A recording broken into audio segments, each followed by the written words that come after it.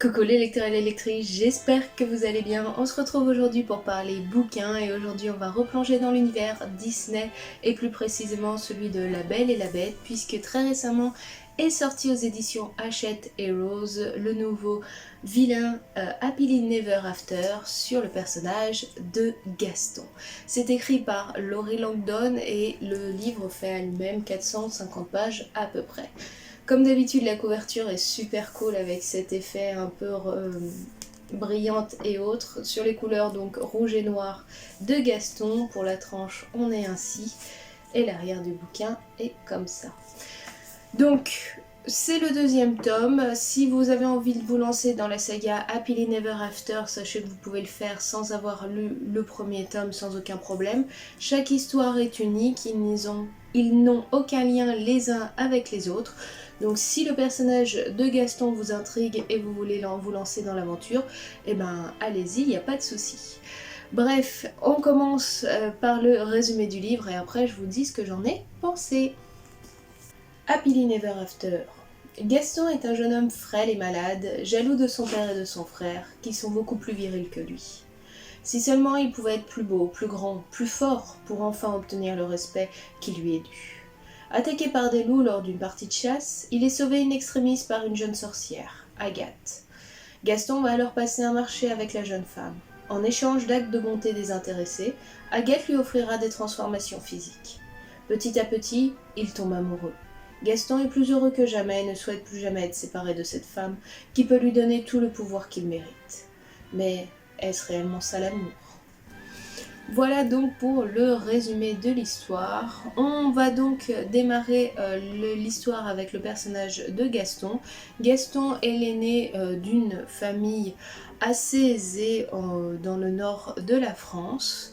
Il est, malgré le fait qu'il soit le fils aîné et héritier du domaine de son père l'a un peu mis de côté pour son petit frère qui ressemble beaucoup plus à l'image qu'il se fait d'un digne héritier pour le domaine, puisque Gaston est un garçon plutôt mince, assez frêle, au teint cireux, maladif, avec des pustules sur le visage, et puis a plutôt toujours le nez dans des bouquins plutôt qu'à la chasse, à la bagarre et autres. Bref, on est loin du Gaston qu'on connaît dans le film de La Belle et la Bête. Ça a l'air d'être un jeune homme plutôt aigri malgré tout, renfermé sur lui-même, jaloux de ce frère qui a le droit à toutes les intentions alors que lui est rejeté par tous, que ça soit sa mère qui cherche par tous les moyens à soigner son état physique et qui ressemble de plus en plus à un homme tel que son père, ou à sa sœur qui le raille d'être un garçon un petit peu trop orgueilleux et un petit peu trop enfant gâté sur les bords, à son frère qui se moque bien sûr de lui puisqu'il a pris l'avantage physique clairement sur lui et qu'aujourd'hui il humilie Gaston avec ses amis de chasse et son père qui pour lui Gaston n'est rien d'autre qu'un caillou sur sa route et s'il pouvait ne plus être dans ses pattes ça l'arrangerait malgré tout, il perd pas espoir et l'aide entre temps à quand même s'améliorer mais il a plus d'espoir envers son deuxième fils Georges qu'envers Gaston.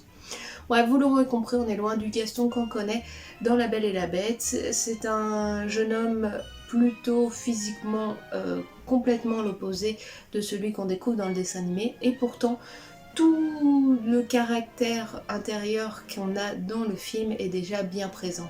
Gaston est manipulateur, enfant gâté, il cherche par tous les moyens à briller. Et quand il brille, eh ben, il en profite pour à son tour pouvoir humilier ou mettre à terre les gens qu'il déteste ou autres pour monter sur un piédestal et être mis en avant. Bref, autant le physique est loin d'être celui qu'on connaît, autant le psychique est déjà bien présent. Autre personnage principal de l'histoire, c'est donc Agathe. Agathe qui est une jeune femme qui a grandi donc toute son enfance avec son père et sa mère qui sont des paysans. Sa mère était quand même une sorcière et une magicienne. Elle soignait les gens de son village et était respectée pour ça. Mais à l'aube de son 10e anniversaire, elle a disparu, la laissant seule avec son père.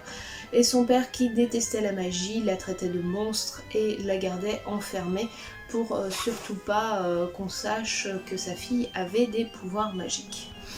Jusqu'ici, elle se satisfaisait de cette vie-là, malgré que ça soit assez difficile, car elle espérait en secret le retour de sa mère. Hélas, un jour elle décide de fuir le foyer puisque son père l'a promis à un vieux monsieur en mariage et elle veut vivre sa vie comme elle l'entend. Et lors de sa fuite, elle rencontre donc Gaston en pleine forêt encerclé de loups et elle décide de le protéger malgré tout grâce à sa magie.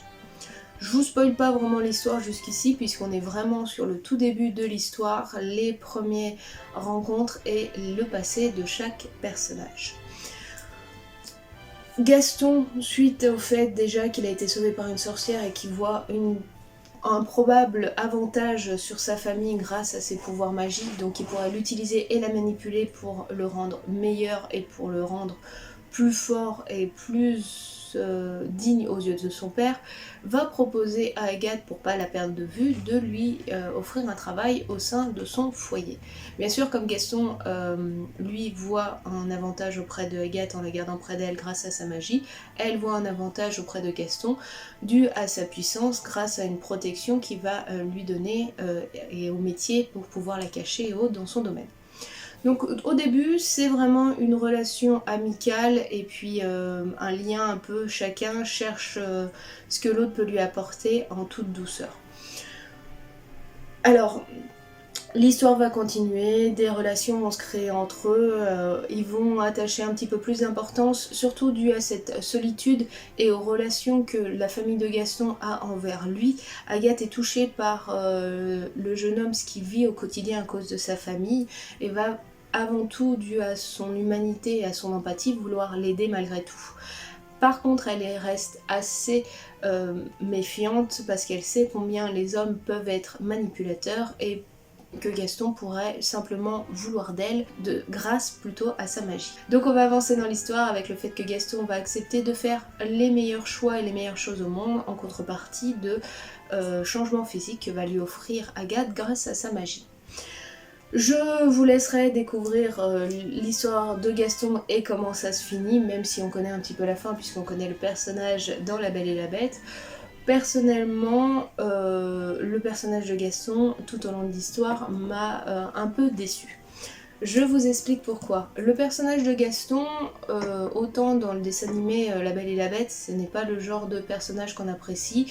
Il est rusé, il est manipulateur, il humilie les femmes qu'il considère comme des trophées, c'est un chasseur et un tueur sans pitié, etc. Autant ici, on partait sur un Gaston plutôt assez frêle, etc., un peu mis de côté, malade, mais etc., et surtout plongé dans les livres. Donc ce qui m'a un peu gênée, c'est que là on avait dans le dessin animé un Gaston qui était beau, fort, mais en termes d'intelligence intellectuelle, lecture et autres, était un alphabète. Ici, il sait lire.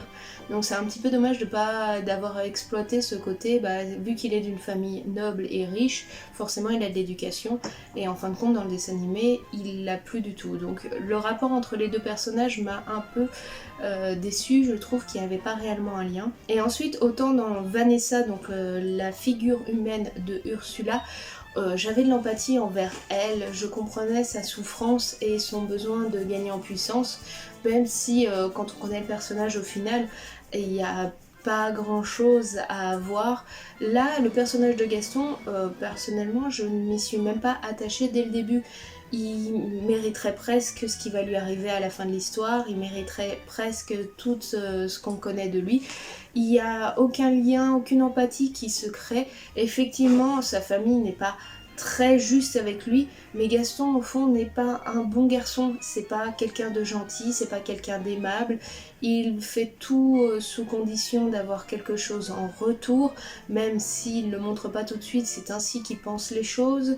Il est rusé, manipulateur, il est très orgueilleux, il est vissé sur lui-même, tout ce qu'il cherche de la vengeance et autres, bref.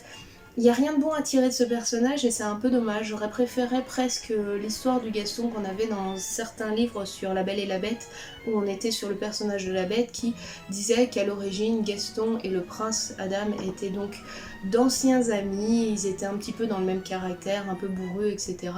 Et qui aurait fait un pari avec son ami et aurait dû charmer, je sais pas, peut-être Agathe juste pour le jeu, et en fin de compte il se serait perdu dans son propre jeu et serait tombé amoureux de la demoiselle, mais qui en fin de compte aurait découvert, je ne sais pas, que c'était pas l'homme qu'elle pensait être et l'aurait ou maudit ou serait simplement parti en lui brisant le cœur, d'où le fait que ça soit encore plus un enfoiré dans le dessin animé.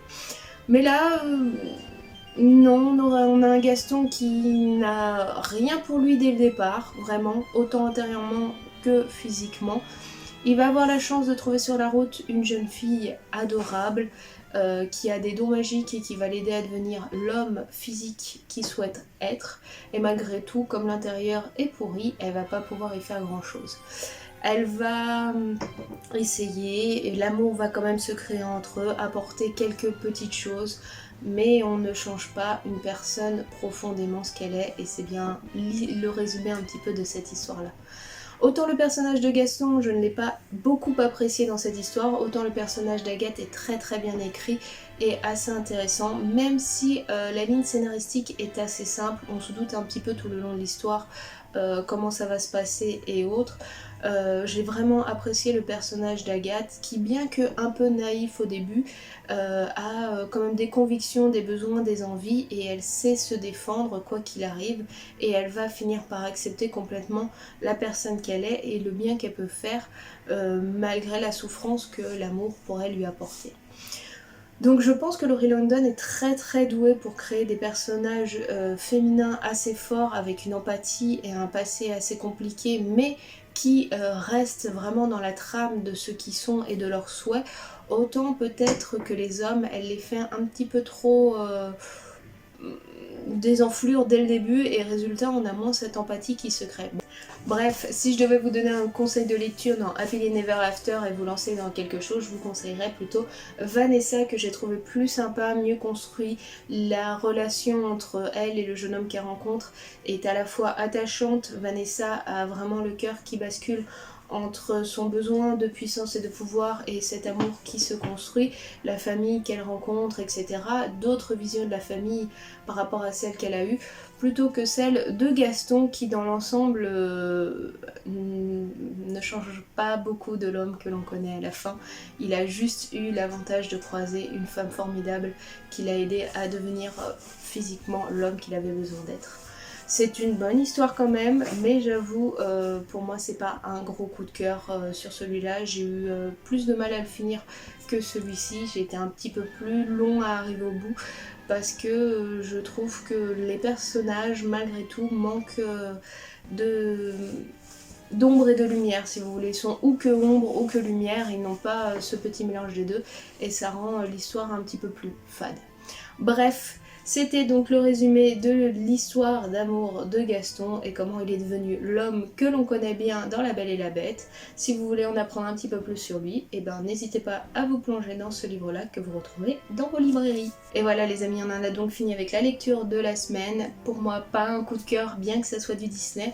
Je n'ai rien contre le personnage de Gaston, il a ses hauts et ses bas, mais je trouve que dans d'autres livres que j'ai pu lire sur La Belle et la Bête, quand il y fait allusion, on y développe un personnage un petit peu plus haut en couleur, je trouve, que là, dans cette histoire-là. Après, comme je dis à chaque fois, c'est mon opinion. Si vous, le livre vous tentez, n'hésitez pas à le lire et à vous faire votre propre opinion sur le sujet. Ça se trouve, vous allez adorer et trouver l'histoire géniale. Pour moi, dans les 2 tomes qui sont déjà sortis, je préfère l'histoire de Vanessa, que je trouvais avec un petit peu plus de volume, un petit peu plus de haut, de bas, de construction, et un personnage un petit peu plus développé, un petit peu plus puissant, qui jongle toujours entre le bien et le mal et le choix de sa vie future, que j'ai trouvé bien plus intéressant. Bref, je vous remercie d'avoir suivi cette vidéo jusqu'ici, je vous fais tout plein de bisous, nous on se retrouve ce week-end pour parler pop. En attendant, passez de très bonnes vacances pour ceux qui le sont et bon courage à ceux qui travaillent. Allez, ciao, bye bye.